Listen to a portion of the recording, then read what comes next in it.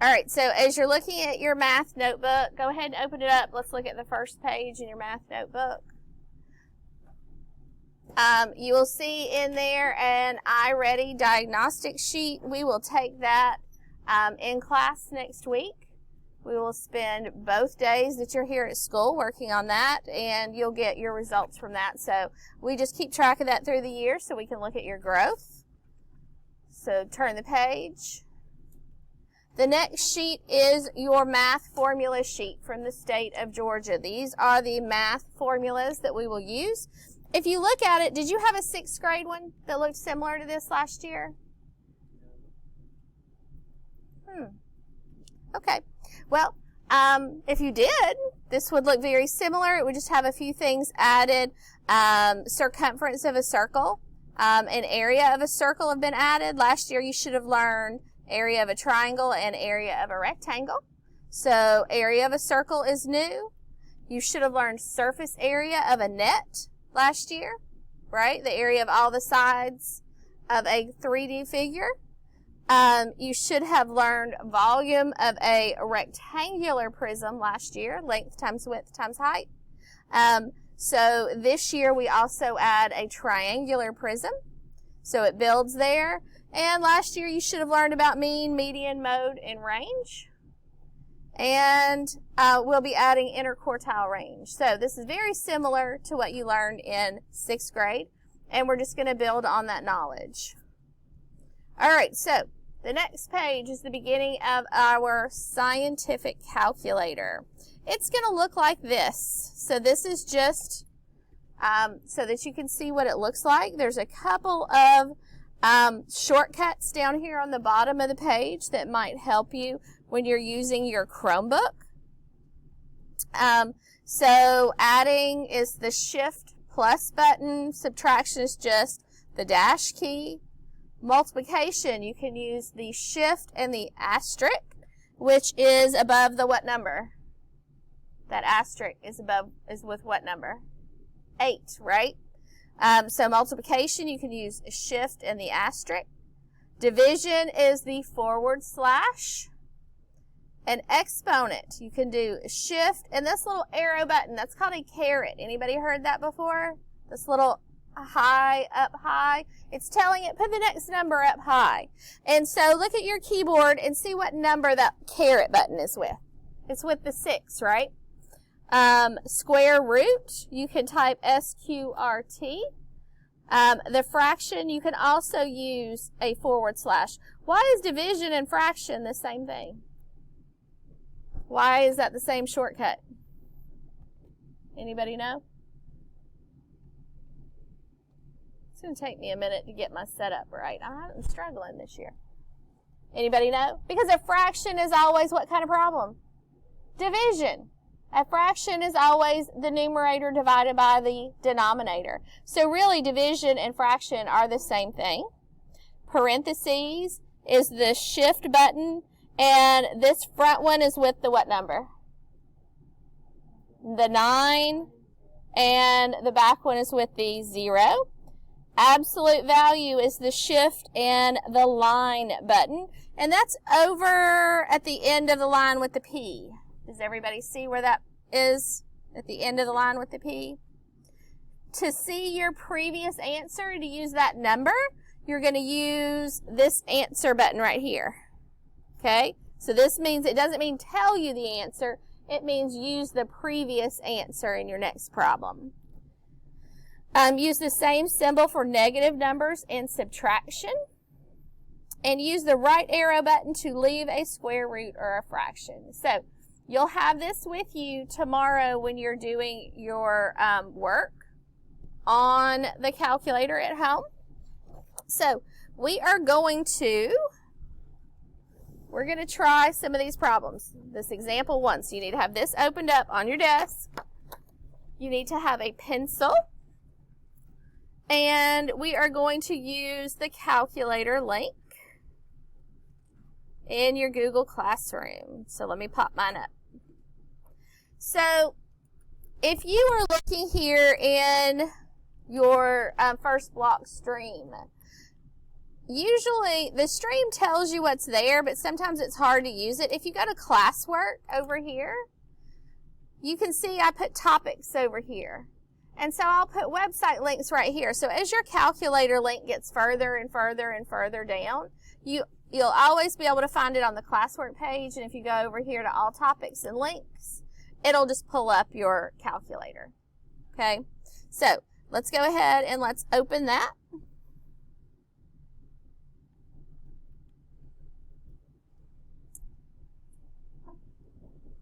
And if you're having trouble at any time, just raise your hand and Mrs. Bent or Coach Gaylor will come around and help you. So the difficult part of this calculator is that the order in which you put things into the calculator matters. So some problems are easier than others, but we're going to practice some together. So this is not about you knowing how to do the math. There's some of these problems that we may not even do this year, like the square root problems. What we're trying to do, our whole mission for today and your lesson tomorrow, is just to learn how to put things into the calculator. It's not about doing the math. We are going to have to know how to do some of this math without a calculator, order of operations. And this scientific calculator knows the correct order of operations. Did you learn last year parentheses, exponent, multiplication, division, working left to right, adding and subtracting, working left to right? So we have to know how to do that as mathematicians, but the nice thing about a scientific calculator is it knows the order of operations as well. The calculator that you used last year, that little black one that said like Staples or Office Depot or something on it, it did not know how to do order of operations. You had to put things in the right way. These calculators know how to do it. Now, our unit 1 is a no calculator unit, but we just want to make sure you know how to do this. In case this turns into a wonky year and you're working from home, we want to make sure that you know how to use this calculator. All right, so the first problem that we're going to put in is convert 3 2/10 times 10 to the negative third to a decimal. Okay, so we're going to type it just like it looks on your paper. So everybody type 3.2 on your screen. If you're having trouble, you can watch up front. 3.2. Pretty straightforward. Now, did you notice that over here, this little circle popped up over here? And it says your answers show up on this side. Now, we could convert that to a fraction, but does this problem ask us to convert this to a fraction? No, so we don't really want to click that yet. So then we want to multiply. And you can either use this multiply button, or we learned you could use the shift and the asterisk button. But I'm just going to use this one right there. Times 10. Let's type your 10 to the negative 3. So we learned that you could use the caret button. But to me, I would rather, do you see right here where my arrow is, this A to the B? So we've already typed our 10. That's the A. But if you click that button, now we're going to have a superscript up there. And now all you're going to do is type negative 3.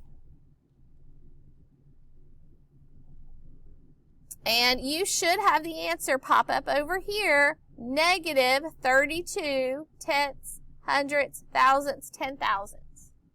Negative 32, I'm sorry, just 32 10,000ths. Everybody get that?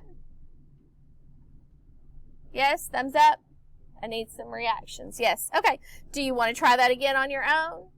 Just clear it out. I want you to try because tomorrow I don't want you to go home. So hit this clear button. Now I want you to type that on your own and see if you get that same answer again.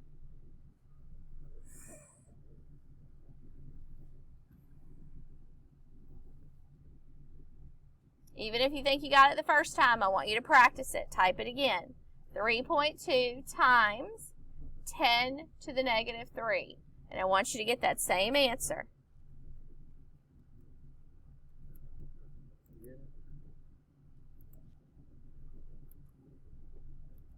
Somebody tell me how to do the negative 3 again.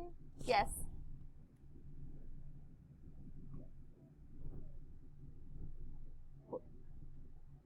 Yes. The caret. Yes. You can do the caret. So I could do the shift and the 6 and that put it up there. Or I could use this A to the B button, right? The A to the B button. And it's -3. And then my answer is there. So then you're going to write your answer on your paper.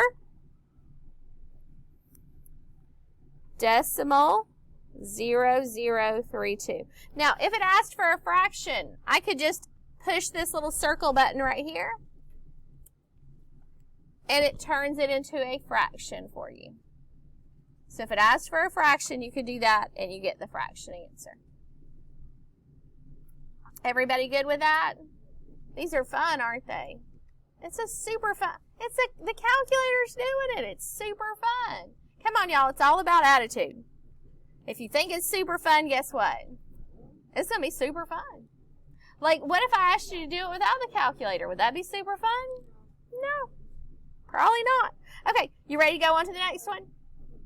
Convert 1 3/5 to a decimal. Type the answer with a space between 1 and the 3. Press enter, type answer. Okay, so what it's saying is to put 1 3/5 in. Put your 1 in, hit the space bar. Now we're going to do 3/5. Over here where the A over B is, that's where you're going to say, I'm going to put a fraction in. Push that button. Your cursor is going to be up in your numerator. So what do we want to type? 3. To get to the denominator, you have to use the down arrow button on the lower side of your keyboard. Do you see your down arrow button? You're going to push that and your cursor is going to go to the bottom. Everybody good? What do we type now? 5. 1 3/5. Does everybody's look right? Okay, so go over here and let's push this. I get 8/5. Is that a decimal? No. How am I going to get it to turn into a decimal?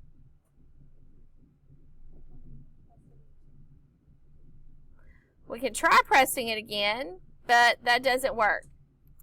So our calculator will not turn an improper fraction into a decimal. So there's a couple of different ways to handle this. What's an improper fraction?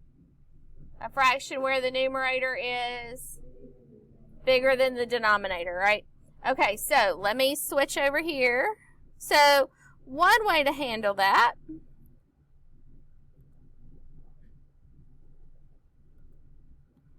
and you're going to need to know how to do this, so you're going to want to write your notes, is we just said that a fraction is also a division problem.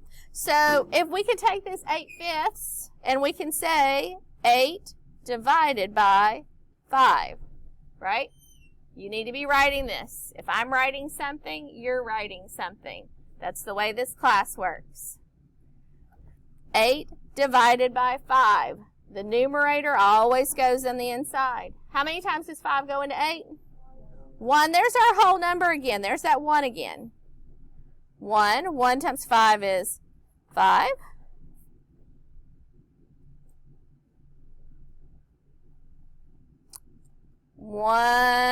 We get a 3. So did this help us? No, what did it do? It turned this back into 1 3/5. Was that what we were trying to do? No. Do I need to know how to do this, though? Yes. You need to know how to go from here to here. That's why we wrote these notes here. But it didn't solve our problem for us. Does anybody know what we might do? Yes. Yes. So we can say 8 divided by 5, 1. We put a 5 here. So what we just heard was we can annex a 0. We can add a 0. But to add that 0, you also have to put a decimal there. Bring it down. How many times does 5 go into 30? 6. 6 times 5 is 30. We get a 0. So is our answer 16? No, what do we have to do? Bring this decimal straight up.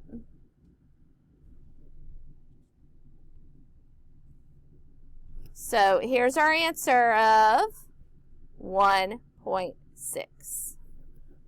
Now, is there a way to do that on the calculator? Yes.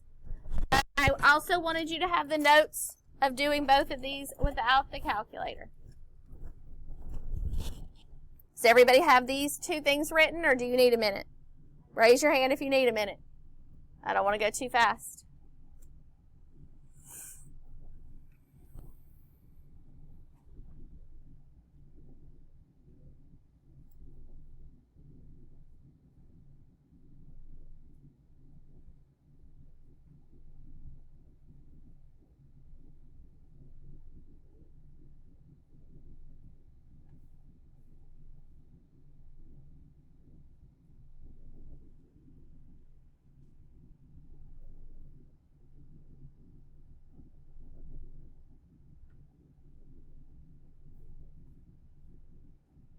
Are we ready to go?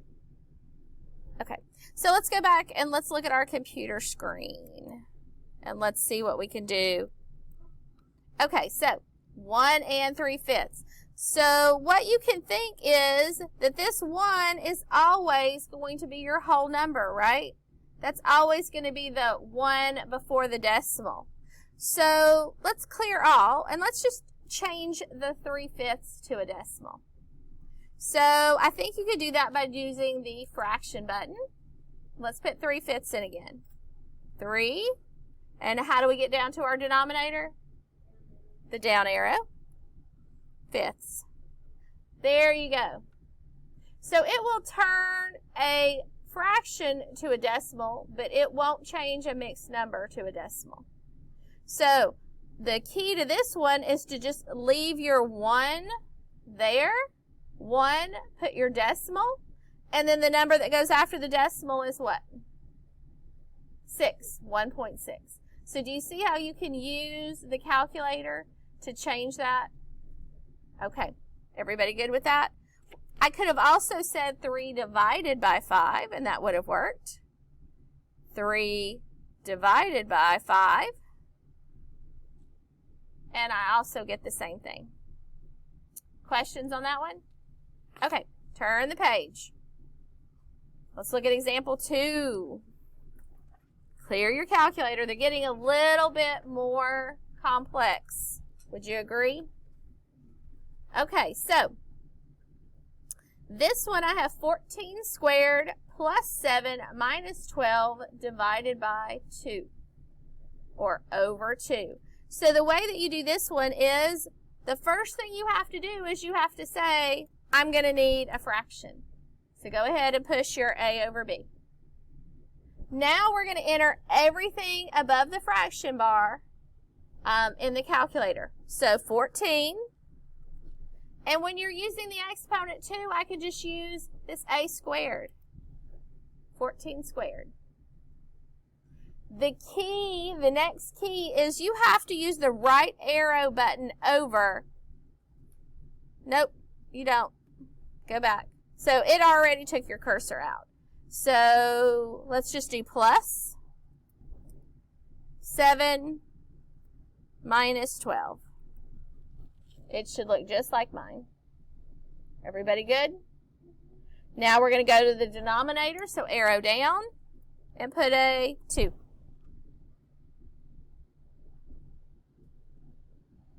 Did everybody get the answer 95 5/10?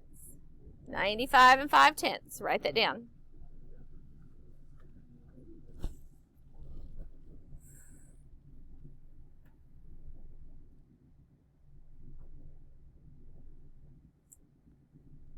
Clear it out. Try it again. Hit clear. Try it again. And what do we have to start with? We have to start with telling it we want to use the fraction. Always start there. Fraction. 14, I'm going to use the a squared button. Plus 7 minus 12. Arrow down, divided by 2.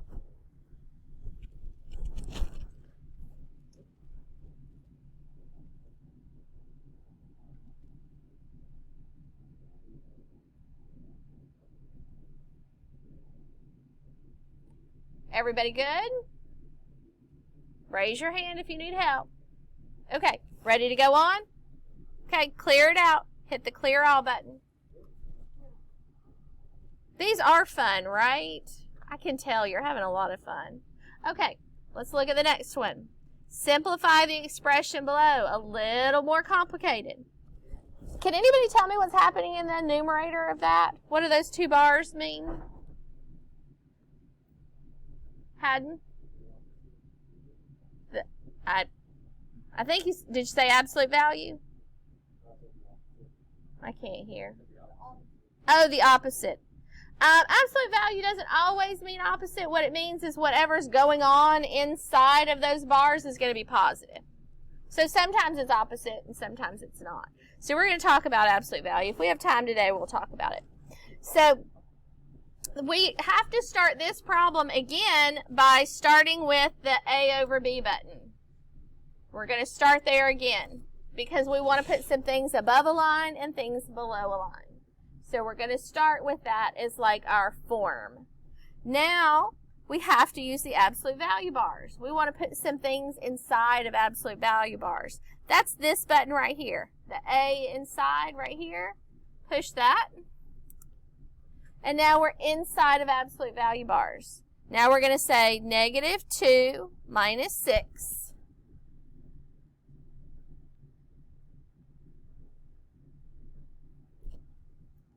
Then what do you think we're going to do?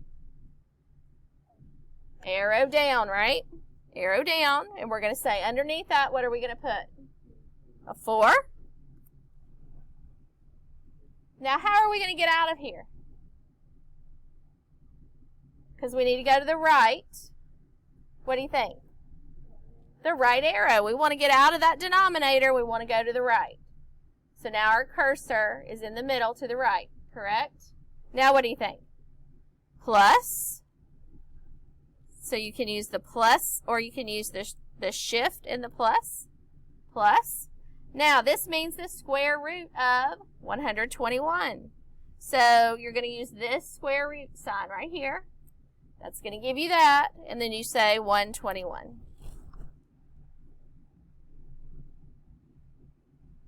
And does it give us our answer? What's our answer? 13. Oh, that one was really fun. Like, I'm not being sarcastic when I say that. I think this is super fun. It is. It's really a lot of fun. You'll think so too. All right, do you want to try that one again on your own? Clear it out. Try it again. Think about where you start. You've got to tell it you want to start with that fraction form, right? If you get stuck, let us know. We're going to start with this right here. And then we're going to tell it what? Absolute value. Now we want to do absolute value up there.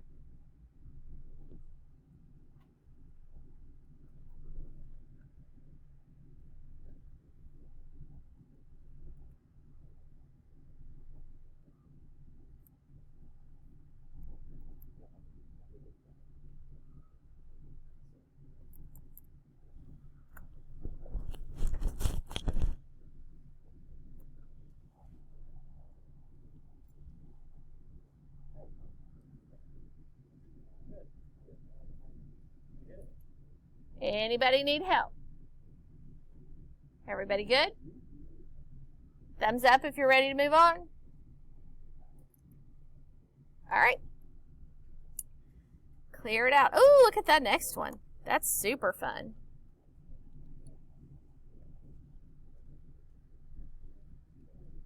Okay, what are we going to start with? 3 And then we need to use this AB button or the caret button. I'm going to use that. I get my superscript cursor, so now I can put my 4 up there. So make sure it doesn't look like 34. Make sure it looks like 3 to the 4th power. Now, to get out of that superscript, arrow over to the right.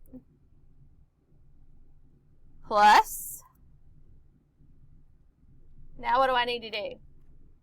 Fraction. Your numerator is 16. Arrow down to your denominator and you have a 4. How do I get out of the denominator? Arrow to the right, minus square root 121. Now, after you do square root of 121, you've got to arrow over to the right because your cursor is still under that square root sign. You've got to get out from underneath that square root sign. Those arrows are always your friend. When you are stuck somewhere, arrow over and get out. Plus absolute value of -4. How am I going to get out of that absolute value? Arrow to the right. Minus parentheses -5. End parentheses, and make sure you see that exponent's on the outside of the parentheses. I used my a squared button. What answer should we get? 53. That was so much easier than solving that problem on our own.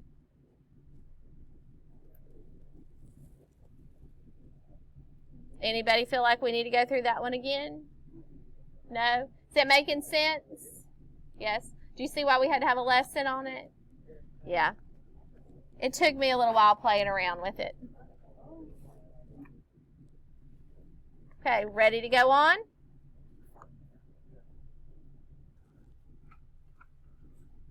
Turn the page and let's look at example 3. So we've got 2 problems for example 3. And let me change my screen so that we can actually look and see how these are similar. Okay, so example 3, we have 2n squared minus n plus 12. Is that a problem we could solve by itself? No, we need more information, right? We need to know what those variables, those n, represent what number. So the problem says simplify the expression below when n equals -3. So what they did here was they took the problem and they substituted. Everywhere they saw an n, they put a -3. So what we're going to do is we're going to take the work they did from here to here, and we're going to put this in the calculator just like this, one way. Okay, I want you to pay attention before you start doing. I'm not done talking. Okay. Then we're going to go down here and we're going to do method 2. It's this same problem. 2n squared minus n plus 12. But instead of doing this substitution, this calculator will let you put in this problem exactly like this. Then we can arrow down, and on the next line we're going to say, calculator, what we want you to do is we want you to know that that n equals -3. So here we had to rewrite it, and we did the substitution ourselves everywhere we saw the n. Here we're going to tell the calculator in 2 different lines. We're going to put the problem in exactly like it is, and then we're going to arrow down, and then we're going to tell the calculator the n is -3. This is going to be your more efficient method because you're not really going to be able to make the same mistakes as where do these parentheses go? Is it -3 that's squared, or is it the 3 and then the negative? So we're going to try it both ways, but I want you to know this is the method when we use the calculator that we're going to use the most. All right, so we're going to go up. Let me change my screen, and we're going to try the first method. So you're going to type it in just like in method 1.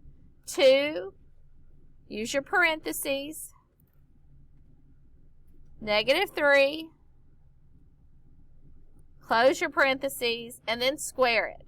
Make sure your exponent 2 is on the outside of the parentheses.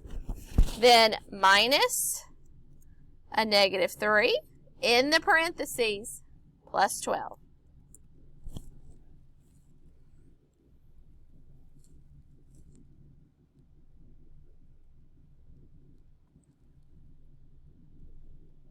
Everybody good? What answer did you get? 33. So write that on your paper where it says answer, 33. So that's one method to do it. Let's try method 2. This one's a little bit different because we're going to have to put the variables in. So clear all. And we're going to type it just like it says. 2. You're going to have to switch over to the ABC. Everybody see where my pointer is? Switch over to the other keyboard. Now you can put in the N. Switch back to the main keyboard. And we're going to square that. 2n squared minus,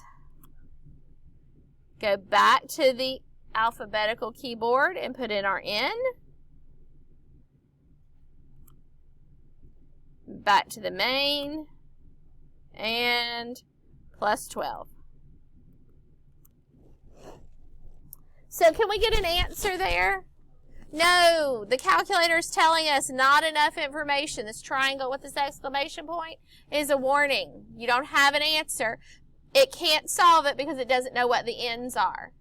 So now what I want you to do is use this button right here, and you're going to tell it, we're going to go down to the next line. Now here's where we're going to tell the calculator that the problem says n equals negative 3. We're going to type it just like that.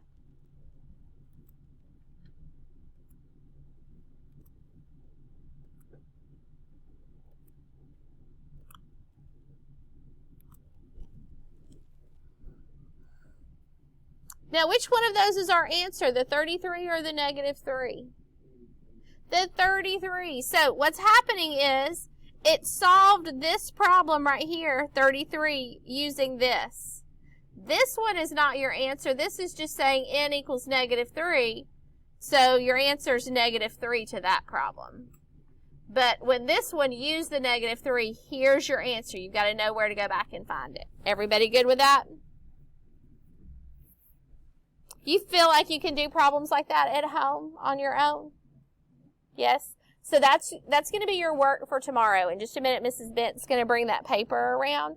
And that's your homework for tomorrow, or your at-home work for tomorrow. There's quite a few problems. There's some easy ones, and then there are some that are more complicated. So we want you to try them all.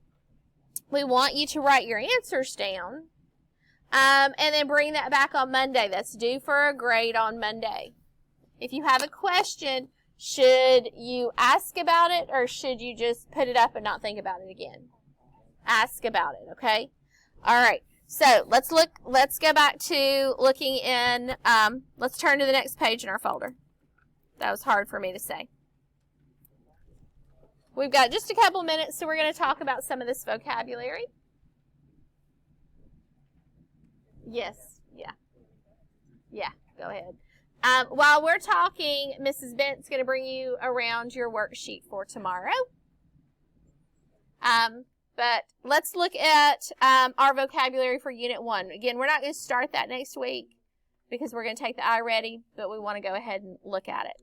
So absolute value is the distance a number is from 0 on a number line, and it is always positive. So negative 5 is how many hops from 0? 5, right? If I'm at negative 5 on the number line, how many hops does it take me to get to 0? It takes me 5. And how far away is positive 5 from 0? 5, right? Distance is always positive. If I drive from my house to here, it's 7 miles. But what happens when I drive from here back to my house in the other direction? Is it negative 7 miles? Does it take those miles back off of my car? Not even if I drive backwards all the way home. It's not a negative. It's still, distance is always positive. Okay? Additive inverse, two integers that are opposite of each other. We're looking at our vocabulary right here.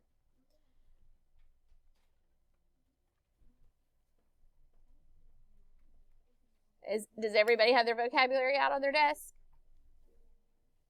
Okay. Additive inverse are two integers that are opposites. The sum of an integer and its additive inverse is 0. I think you all know what a graph is. Integers are the set of whole numbers and they're opposites. Integers are not decimals and fractions. They're whole numbers. Negative integers are negative numbers to the left of 0 on the number line. Opposites are two integers that are the same distance from 0. So -4 and +4 are opposites. Can somebody tell me another pair of opposites? I used -4 and +4. Yes. Yep, -9 and +9. So opposites are the negative and positive that are the same distance from 0. Positive integers are just the numbers to the right of 0 on the number line. And 0 pairs, we're going to do some work with 0 pairs when we are adding integers. And so 0 pairs result when one positive counter and one negative counter are paired together. So if I have $1 and I give $1 away, how many dollars do I have?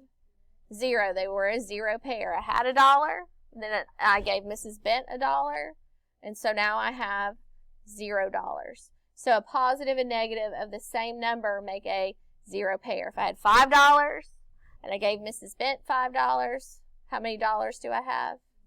0. So a positive and negative of the same number are a 0 pair. All right. We're going to look at absolute value later, and so just leave everything here in your folder. And you need to bring that math folder back to school every day. Okay. So make sure that you put your name on your worksheet that Mrs. Bent just handed you, and then once you get that put in your notebook, I want to look at one more thing in your Google Classroom before we start thinking about leaving. So as soon as everyone is settled and everybody has their worksheet, right? Okay.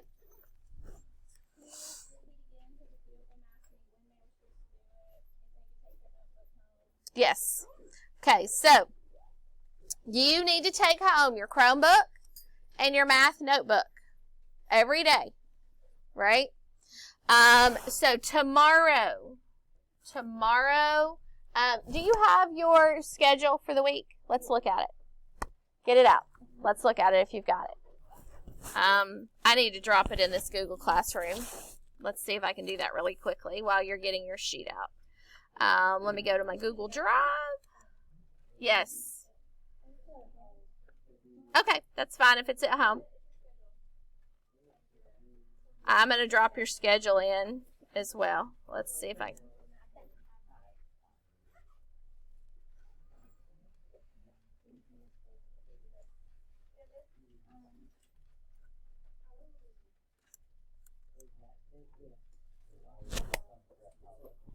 All right, so if you don't have it, I've got it up in the front. You should always make sure that you're putting that in. You didn't have your folder yesterday. You did have a blue folder. Some of you, I saw it in your blue folder when I took out your paperwork. Yeah, so you want that in your math folder. Let's look. So,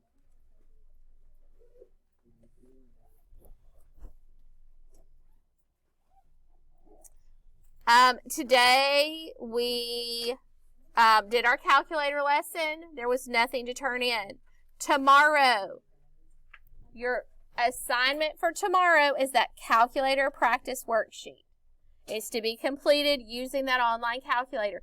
Even if you have a different calculator at home that you like a lot, do not use that one. Now, you can download, I'm trying to take off my microphone so I can move away.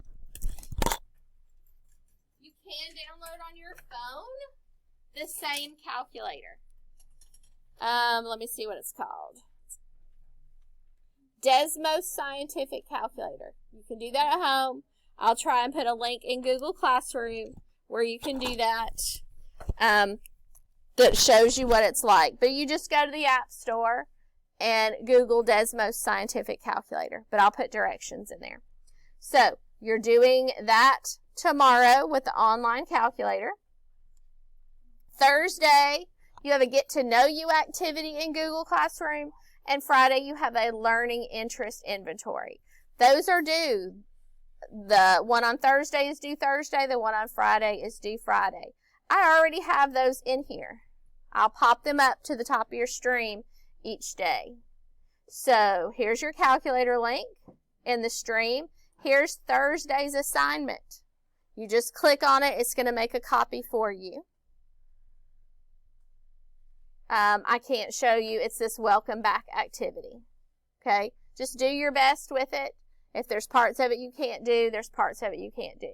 But when you click on it, it's going to take you to your own copy. And then your Friday's assignment is posted there too. It says Friday's assignment. You click on it, it's going to make you your own copy. And it's a Learning Interest Inventory. And it's drag and drop, or it's type right on the form. Okay? So these right here with these little smiley face emojis, it's kind of asking you questions. You just pick the emoji that best matches your answer, and you just drag it and drop it. Okay? So, are all of your assignments for the rest of the week already in your Google Classroom? Yes. Do you have a list of when each assignment is due? Yes. Do you have Mrs. Bent's email address if you have a question? Yes. You could email me or Coach Gaylor as well. We might not get right back to you because remember, we'll have kids here Thursday and Friday doing the same things that you guys did yesterday and today. But we'll get back to you during our planning or after school or when we have a minute. Do any of you have any questions about what you need to do the next couple of days? Now, if you come in and you struggled with something or you couldn't get something to work, are we going to be mad? No. Okay, so don't stress out over it. Don't my son, if he had gotten home and couldn't have done some work, he would have just freaked out. He would have just panicked. His teacher was going to be so mad. She already hates him. That's what he would say on the first day of school. She already hates me. She wasn't very, he would stress about everything. We do not want you to stress while you're at home. We just want you to do your best. And if you have a question, just ask. Okay? All right. So let's start putting up, packing up for the day.